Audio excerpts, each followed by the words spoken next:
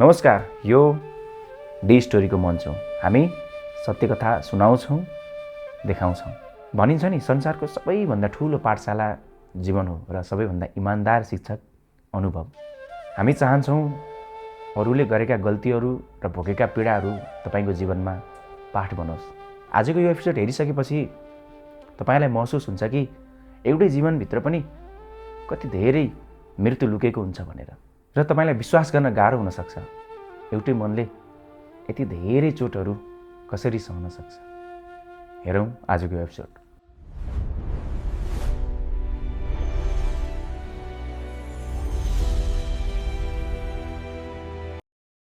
अहिले त गुडिया जस्तै राम्रै हुनुहुन्छ, सानोमा कस्तो हुनुहुन्थ्यो? अनुहार त त्यस्तो खासै याद छैन। म सानोमा अलि चञ्चले थिएँ। मम्मीले गुडिया जस्तै छेस् भन्नुहुन्थ्यो।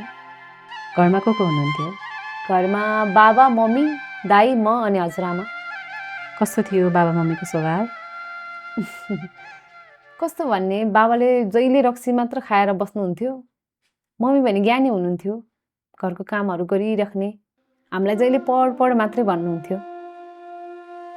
दाई र म जन्मेपछि अर्को बच्चा नजन्माउने भनेर मम्मीले अपरेसन गर्नुभएको रहेछ। अनि मम्मी चाहिँ बेला बेलामा बिहोस भइराख्नुहुन्थ्यो। अनि चेक गर्न जाँदा चाहिँ अपरेसन गरेको ठाउँमा चाहिँ मासु पलाएको रहेछ। त्यसपछि मम्मीलाई पाठेघरको बेथाले च्यापिरह्यो। बाबा मम्मीको सम्बन्ध कस्तो थियो? खासै राम्रो थिएन। घरमा जहिले झगडा हुन्थ्यो। हाम्रो सानो पसल थियो। अनि बिरामी मम्मी जहिले बिहानै उठेर घरको सबै काम गर्नुहुन्थ्यो। बाबा भने रक्सी खाएर जहिले मम्मीलाई पिट्नुहुन्थ्यो। बिरामी मम्मीलाई पिटेको देख्दा मन भक्कान्नेर आउँथ्यो। दाइ र म सानै थियौँ, गर्न पनि केही सक्थेनौँ। फेरि हामीलाई कुट्ने हो कि भन्ने डर लाग्थ्यो। कति वर्षको हुनुहुन्थ्यो तपाईँ, याद छ? म त्यस्तै 9-10 वर्षको थिएँ होला। मम्मी फेरि 81 बिहोस हुनुभयो। अनि मम्मीलाई हस्पिटल लगेर गयौँ। चेक गर्दा चाहिँ पाठेघरको अपरेसन गर्नुपर्छ भन्यो। मम्मी र म त्यहीँ बस्यौँ। अपरेसन पनि भयो। मैले एक्लै मम्मीलाई कुरेँ। हस्पिटलको नर्सहरूले चाहिँ तिमीलाई स्कुल जानु पर्दैन भन्नुहुन्थ्यो। अनि कुरुवा खोइ भन्नुहुन्थ्यो। मसँग त्यसको जवाफ नै हुन्थेन। अघि त चुलबुली थिएँ भन्नुभएको थियो, तर तपाईँ त सानैदेखि परिपक्व पो हुनुहुँदो रहेछ त। सबै कुरा समयले सिकाउने रहेछ। मम्मीको तेस्रो पटकको अपरेसन थियो। मलाई त्यस्तो खासै केही पनि थाहा थिएन, तर मम्मीलाई गाह्रो भएको देख्दा मैलाई दुखे जस्तो महसुस हुन्थ्यो। मम्मीले त्यतिखेर अस्पतालमा भोलि पर्सि तैँले बिहे गरिस् भने त जस्तै एउटा छोरी पाउनु है। भोलि तँलाई केही भइहाल्यो भने तैँले मलाई माया गरे जसरी तेरी छोरीले पनि गर्ली नि भन्नुहुन्थ्यो। म यो कुरा कहिले पनि बिर्सिन्न। अनि त्यस्तो स्थितिमा पनि बाबाले मम्मीलाई भेट्न आउनु भएन? आउनु भएको थियो। आएर झन् उल्टै तँलाई उपचार गराउँदा गराउँदै म जोगी भएँ भनेर कराएर जानुभयो। अनि तपाईँले बाबालाई कहिले रक्सी नखानु भनेर सम्झाउनु भएन? रक्सी खाने बानी परेकाहरूलाई बोतलसँगको नाता रगतको नाता भन्दा पनि ठुलो हुँदो रहेछ। रक्सी खाने मान्छेहरूलाई नि दिदी, भगवान नै आएर सम्झाए पनि लाग्दैन। म केही नबोली घरको कामहरू गर्थेँ। हाम्रोतिर कुवाबाट पानी ल्याउने चलन थियो। मम्मीले म ल्याउँछु त पढ्न बस भन्नुहुन्थ्यो। बाबा हरेक दिन बिरामी आमासँग झगडा गरेर बस्नुहुन्थ्यो। घरमा सधैँ रक्सी खाने कोही छ भने नि दिदी, नर्क खोज्न अन्त जानु पर्दैन रहेछ। मम्मीले पुरै जिन्दगी रोएरै बिताउनु भयो? हाम्रो अगाडि त सकेसम्म रुनु हुन्थेन। तर मम्मी लुकी लुकी रोएको चाहिँ मैले धेरै पटक देखेँ। मम्मी लुकेर रोएको देख्दा साह्रै नमजा लाग्थ्यो। तर एक दिन बिहानै मम्मी एकदमै सिँगारिएर नयाँ लुगा लाएर बस्नु भएको थियो। मैले मम्मीले आँखामा गाजल लगाएको कहिले पनि देखेको थिएन। कुवाबाट पानी पनि ल्याउनु भएछ, घर पनि चिटिक्क पारेर पोत्नु भएछ। मैले गाली पनि गरेँ, बिरामी मान्छे किन पानी बोकेको भनेर। मम्मीले कति तैँले मात्र बोक्छेस् भन्नुहुन्थ्यो। मम्मी किन चिटिक्क हुनुभएछ त त्यो दिन सोध्नु भएन? सोधेँ नि, पक्कै मामा घर जानलाई होला भनेर मैले मम्मी आज मामा घर जाने हो भनेर पनि सोधेँ। मम्मीले होइन भन्नुभयो। अनि मैले किन लिपस्टिक गाजल लगाउनु भएको, लुगा पनि नयाँ लगाउनु भएको छ भने मम्मीले रड लाएर भन्नुभयो। मैले पत्ताइनँ।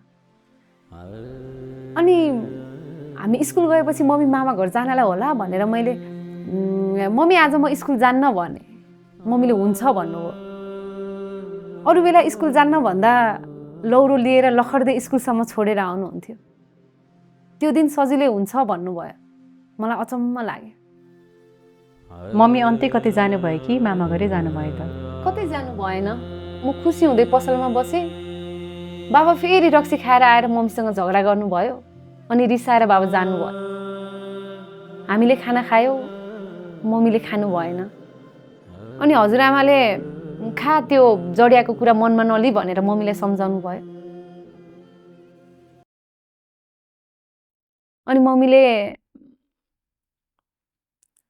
मलाई यो घरको अन्न खान पुग्यो भन्नुभयो। मेरो मनमा चिसो पस्यो। अनि मैले बाँकी खाना खानै सकेन। मम्मीले दाइलाई र मलाई कुवामा लुगा धुन पठाउनु भयो।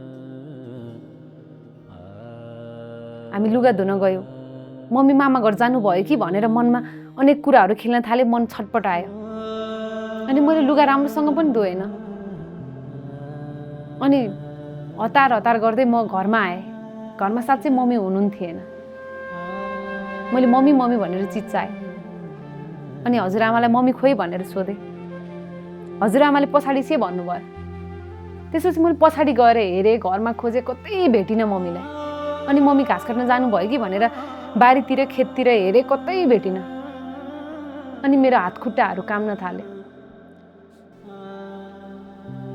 अनि मैले मम्मी मम्मी मम्मी भन्दै चिच्चाएर रोएँ। अनि गाउँको सबैजना मिलेर हामी मम्मीलाई खोज्न थाल्यौँ। एउटा खोल्सा थियो। एकजना दिदी र म त्यो खोल्सामा गयौँ। त्यो खोल्सामा खासै मान्छेहरू जाँदैनथे। त्यही पनि हामी खोज्न गयौँ। यसरी पल्टिराख्नु भएको थियो मम्मी। मैले पारिबाट देखेँ। अनि मैले मम्मी मम्मी भनेर चिच्चाएँ।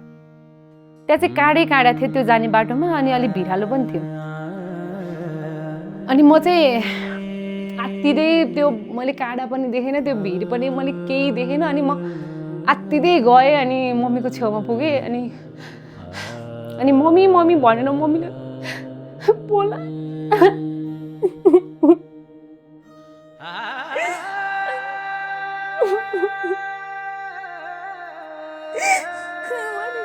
मम्मीले मैले बोलाएँ। मम्मी मम्मी भने। अनि मम्मीको मुखबाट फिजहरू निस्किँदै थियो, नाकमुखबाट। अनि मैले मम्मी मम्मी भनेर मम्मीलाई झकझकाएँ। मम्मी मम्मी भने। मम्मी उठेन। अनि मैले यति साह्रो चिच्चाएँ। अनि मम्मी उठ्दै उठेन।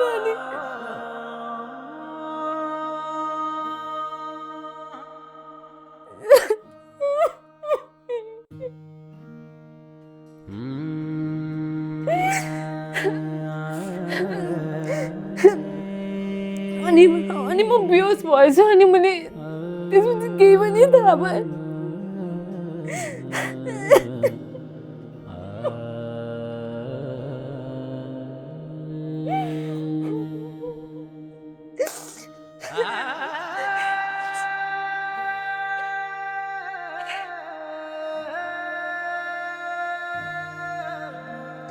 हामी एकछिन ब्रेक लिउँ है।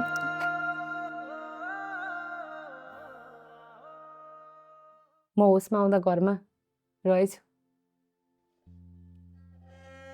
वरिपरि टन्नै मान्छेहरू थिए। मम्मीलाई सेतो कपडामा छोपिएर राखिएको थियो। मन सम्हाल्नै सकिनँ।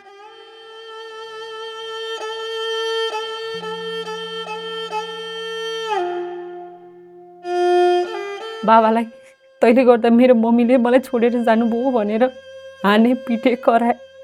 मलाई मान्छेहरूले ताने। त्यतिकै बेला प्रहरीहरू आएर मम्मीलाई पोस्टमार्टमको लागि लग्न खोजे। मम्मीको अनुहार सेतो कपडाले छोपिएको थियो। मम्मीको अनुहारमा हेरेर भन्न मन थियो, तपाईँ नै मेरो छोरी बनेर मेरो कोखमा आउनु है। त्यो पनि भन्न पाइनँ।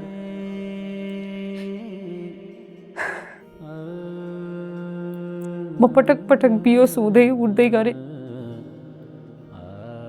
दाइलाई कपाल खुइल्याएको देखेँ। हामी एकअर्कालाई हेऱ्यौँ। मन थाम्नै सकेन।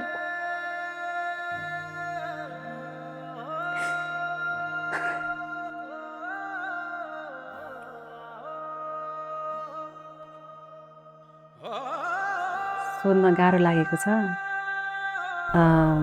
कसरी सम्हाल्नु भयो आफूलाई?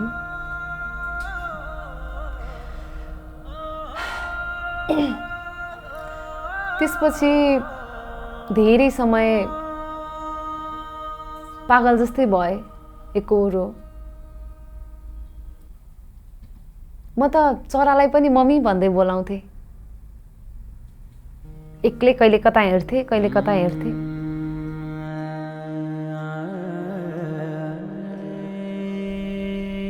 मम्मी बितेको 9 दिनपछि मलाई पहिलो पटक महिनावारी भयो। 7 दिन अन्त कतै लुक्नु पर्ने रे। त्यो अँड्यारो कोठामा मैले मम्मीलाई बाहेक कसैलाई पनि देखिनँ। त्यसपछि म घर आएँ। मम्मी बिनाको घर कहाँ घर जस्तो हुन्थ्यो र, है दिदी? हजुरआमा पनि नभएको भए त हामी मर्थ्यौँ होला। हजुरआमाले चाहिँ हामीलाई धेरै माया गर्नुहुन्थ्यो। त्यसपछि बाबा सुध्रिनु भयो त? बाबालाई त मतलब नै थिएन।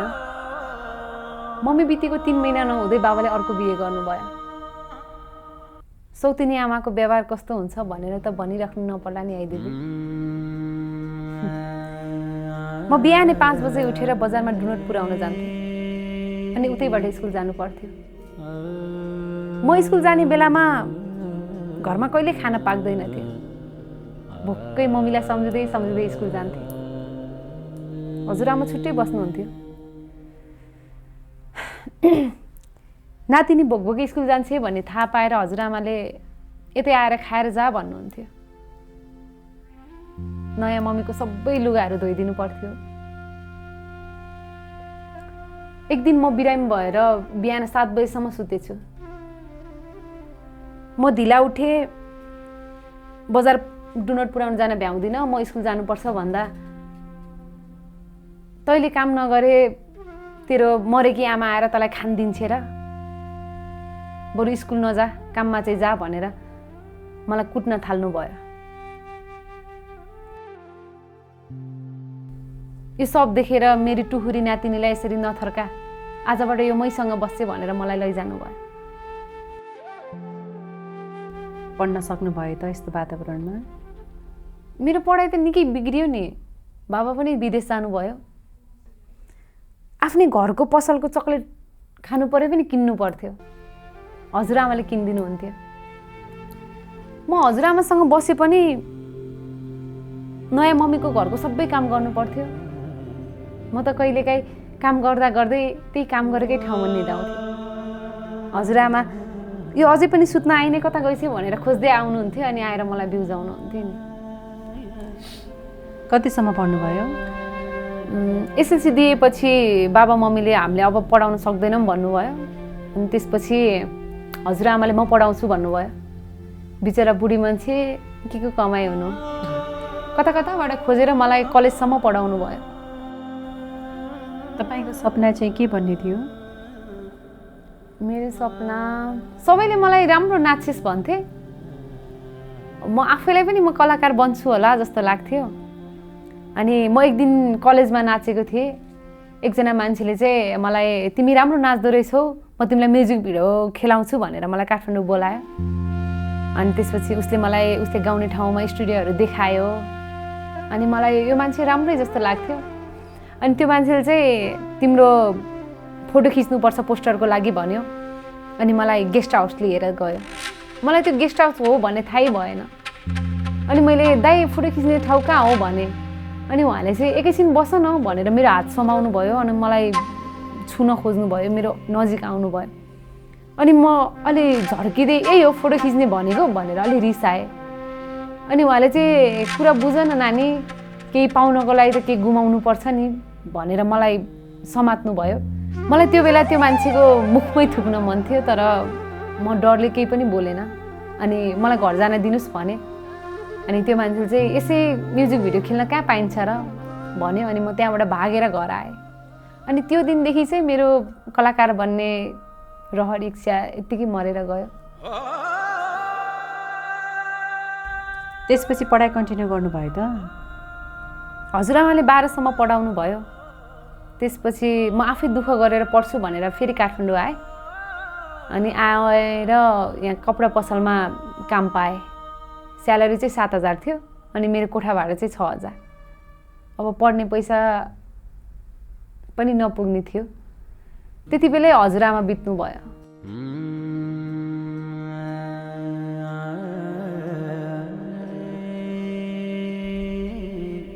अनि मलाई त्यतिखेर साँच्चै म टुरी भएँ भन्ने लाग्यो। 3-4 वर्ष के गरेर टिके यो काठमाडौँमा। त्यसपछि एउटा केटासँग कुरा भयो। 1 महिनामै बिहेको कुरा चल्यो। मलाई चाहिँ गाउँको घरबाटै आँगन पोलेर बिहे गर्ने ठुलो इच्छा थियो। अनि बाबा मम्मीले चाहिँ हामीले बिहे गर्दिन सक्दैनौ त आफ्नै सुरले घर भन्नुभयो। अनि मन्दिरबाटै बिहे भयो। नयाँ घर कस्तो थियो श्रीमानसँगको सम्बन्ध? हामी काठमाडौँमै बस्थ्यौँ। मेरो श्रीमान त्यति धेरै बोल्नुहुन्थेन। अनि म चाहिँ एक दिन काम गर्दा गर्दै काममै बेहोस भएछु। त्यसपछि थाहा भयो कि मेरो पेटमा बच्चा रहेछ। अनि त्यसपछि मैले काम पनि छोडेँ। काम छोडेपछि मलाई सासूले गाउँमै आऊ भन्नुभयो। अनि श्रीमान काठमाडौँ अनि म गाउँमा भएँ। गाउँको सबै कामहरू गर्नु पर्थ्यो। मेरो पेट ठुलो थियो। घाँसदाराहरू गर्दा म कति लड्थेँ, कति बेहोस हुन्थेँ। पेटमा चाहिँ के छ जस्तो लाग्थ्यो हजुरलाई? मलाई त छोरी नै भइदिए हुन्थ्यो भन्थे। मम्मीले छोरी पाउनु है भन्नुभएको थियो नि त। अनि मम्मी नै छोरी भएर मेरो कुखमा आइदिए हुन्थ्यो भनेर सधैँ भगवान्सँग माग्थेँ। कस्तो थियो प्रेग्नेन्सीको जर्नी? म त काम धेरै गरेर होला 8 महिनामा मलाई एकदमै गाह्रो भयो। त्यसपछि मलाई काठमाडौँ ल्याए। 1 महिनासम्म त एकदमै गाह्रो नै भयो। त्यसपछि 21 घन्टासम्म मलाई व्यथा लाग्यो। अनि अपरेसन गरेर बच्चा निकाले। के जन्माउनु भयो त? छोरी नै जन्मियो भन्ने थाहा भयो। मम्मी मेरो कुखमा आउनुभयो भनेर म एकदमै खुसी भएँ। तर मैले त्यहाँ बच्चा नै देखेँ। बच्चाको त ज्यानभरि कीटाणुहरू फैलिएर भेन्टिलेटरमा राखिएको रहेछ। त्यो अस्पतालले हामीले बच्चा बचाउन सक्दैनौँ भनेर अर्को अस्पतालमा रिफर गर्यो। मम्मी मेरो कुखमा आएर पनि मैले हेर्न नपाई जान लाग्नुभयो भनेर म खुब रोएँ। म एउटा अस्पतालमा अनि नानी अर्को अस्पतालमा। आफैले जन्माएको सन्तानलाई पनि मैले देख्न पाइनँ।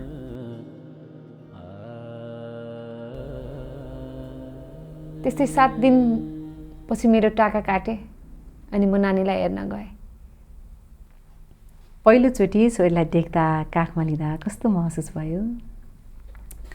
काखमा लिँदा मैले मम्मीलाई सम्झेँ। उहाँ नै आउनुभयो जस्तो लाग्यो। मम्मी बित्ने बेलामा मैले मम्मीको अनुहार हेर्न पाएको थिइनँ नि त। त्यही भएर छोरीलाई मरुन्जेल हेरेँ।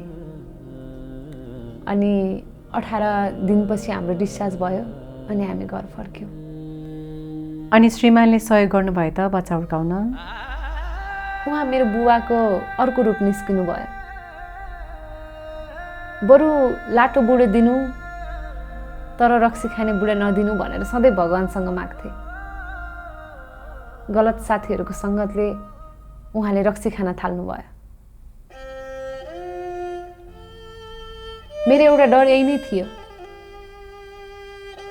उहाँले रक्सी खाएर मलाई कुटपिट गर्न सुरु गर्नुभयो। अपरेसन गरेको शरीर, उहाँको पिटाइ, बिरामी छोरी, कसरी भन्नु खै। छोरी 5 महिनाको हुँदा एक्सिडेन्टमा परेर उहाँको दाहिने खुट्टा भाँचियो। अब त कमाउनु पर्ने बाध्यता पनि आउन लाग्यो। त्यसपछि श्रीमानले कहिल्यै काम गर्नु भएन? धेरै पछि खुट्टा ठिक भयो। त्यसपछि काम गर्न सुरु गर्नुभयो। काम गर्ने बाहनामा घरमै आउनुहुन्थेन। आए पनि मलाई कुटिहाल्ने। मोबाइलमा के थियो कुन्नी कहिले मलाई देखाउनु भएन।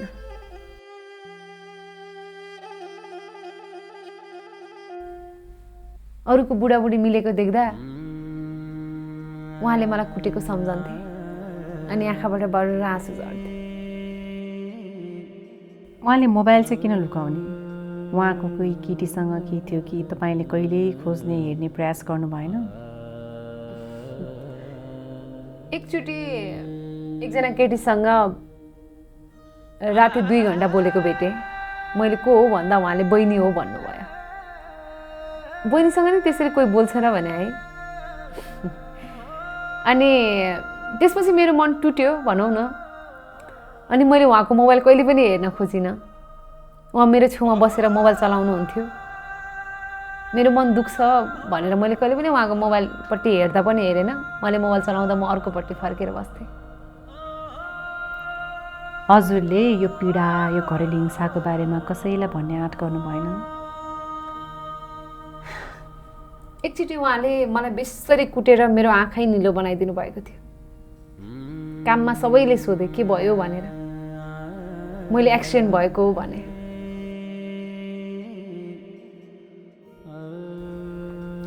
मेरो सानी छोरीले यो सबै देख्दाखेरि उसको दिमागमा कति नराम्रो असर पर्छ होला भनेर मलाई जहिले पीड लाग्थ्यो। मम्मीलाई मैले मेरो कोखमा आउनु भनेर किन भगवान्सँग मागे होला भन्ने जस्तो लाग्थ्यो।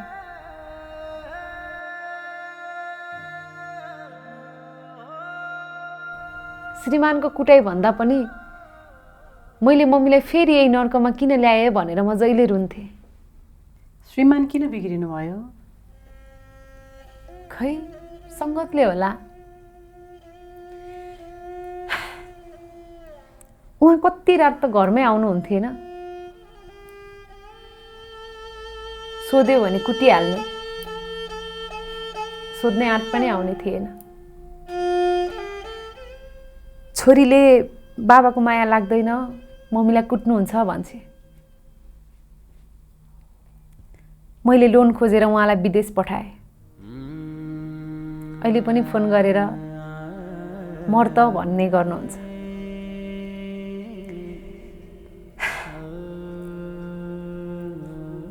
अहिलेसम्म बुझेको छैन मैले के गल्ती गरेँ भनेर।